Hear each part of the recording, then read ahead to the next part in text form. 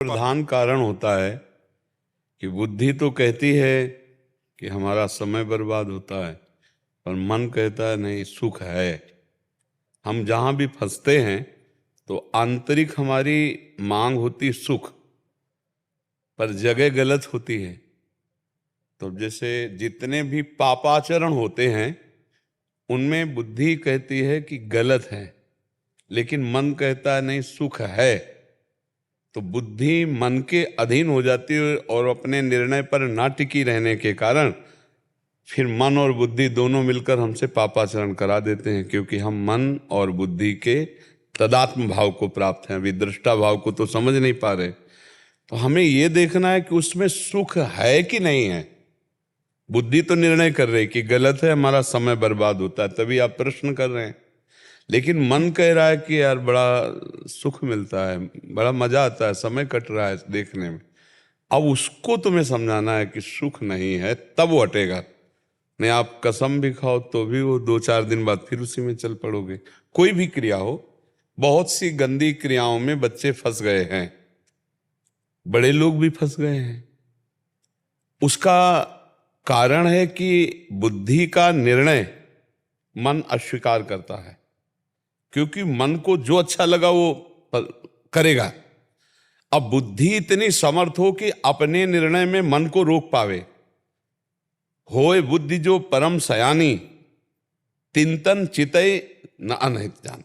ये हमारा अनहित कर देंगे, मैं ऐसा नहीं करूंगा। ऐसी बुद्धि में टिकाऊपना आवे तो कैसे आवे? बोले ईश भजन सारथी सुजाना। जो हमारी बुद्धि निर्णायक है वो सुजान हो जाएगी जब हम इष्ट का भजन करेंगे। राधा राधा राधा राधा। जब हम नाम जप करेंगे तो हमारी बुद्धि बलवान हुई और उसने निश्चय किया गलत है, हम कभी नहीं देखेंगे, हम समय बर्बाद नहीं करेंगे। जितने समय हम सोशल मीडिया में व्यर्थ के दृश्यों को सुनने देखने में, उतने समय हम नाम जप करेंगे, उतने समय हम शास्त्रों का स्वाध्याय करेंगे, उतने समय हम पाठ कर लेंगे, जिससे हमारा जीवन उन्नति को प्राप्त होगा। हम सत्संग सुन लेंगे, वो भी तो सोशल मीडिया में है। हम सत्संग सुन लिए, भगवत चर्चा सुन लिए, तो हमारी बुद्धि शुद्ध होगी। देखो, सोशल मीडिया के ही परिचय से यहाँ आए हो। नहीं, हमें कौन जानता भाई, हम तो वृंदावन से बाहर भी नहीं जाते। तो हमारी जो बात जाती है वो सोशल मीडिया में ही तो जाती है। तो सोशल मीडिया गलत नहीं है, सोशल मीडिया में गलत सर्च करके देखना गलत है। तो हमारी जो बुद्धि गलत मार्गों का दर्शन श्रवण कर रही है, उसको रोकने की जरूरत है। जो हमारा मन उसमें सुख बुद्धि पा रहा है, उसको रोकने की जरूरत है। उसके लिए नाम जप बहुत आवश्यक है। हमारे हर प्रश्न का समाधान नाम है, क्योंकि नाम जप के द्वारा ही हमारी बुद्धि पुष्ट होती है। और परिपक्व बलवान बुद्धि जहाँ चाहो वहीं मन को रोक लो, इंद्रियों को रोक लो। अब भजन नहीं है तो ज्ञान सबको है। क्यों? ये गलत है, नहीं करना चाहिए, मैं गलत करने जा रहा हूं, ये ज्ञान सबको है, लेकिन रोक नहीं पा रहा, क्योंकि भजन नहीं है। केवल ज्ञान से काम नहीं चलना, भजन करना पड़ेगा, नाम जप करना पड़ेगा, भगवत आराधना करनी पड़ेगी। वाचिक ज्ञान तो भरपूर देख लो, लेकिन आचरण, जो आपने ज्ञान जाना उसका आचरण में उतारा आपने।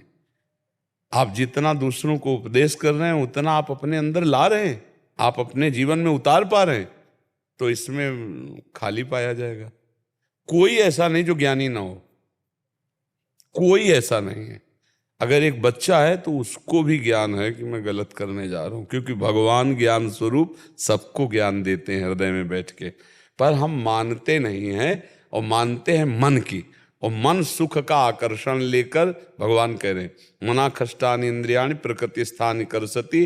5 ज्ञान इंद्रियों के साथ वो किसी एक इंद्री को लेकर अगर चला गया तो हमें नष्ट कर देगा। जैसे नेत्रेंद्री, और मन मिल गया नेत्रेंद्री से, अब बुद्धि लाख समझावे गलत है। ज्ञान तो सबको है, पर ज्ञान का प्रयोग करने का जो पावर है वो भजन से आता है। जब हम जान गए सब माया है तो हमें वैराग्यवान होना चाहिए, हमें राग रहित होना चाहिए। पर उपदेश कुशल बहुतेरे, बहुत कुशल मिलेंगे दूसरे को उपदेश देने वाले, पर उसका प्रयोग करने वाले बहुत कम मिलेंगे, क्योंकि प्रयोग वही कर सकता है जो भजन करता है। पक्का मान लेना हमारी बात। अगर भजन नहीं है तो व्यापार है, उपदेश है, प्रवचन है, लेकिन आचरण परिवर्तन नहीं है, जीवन का दिव्यता का जो वो नहीं है।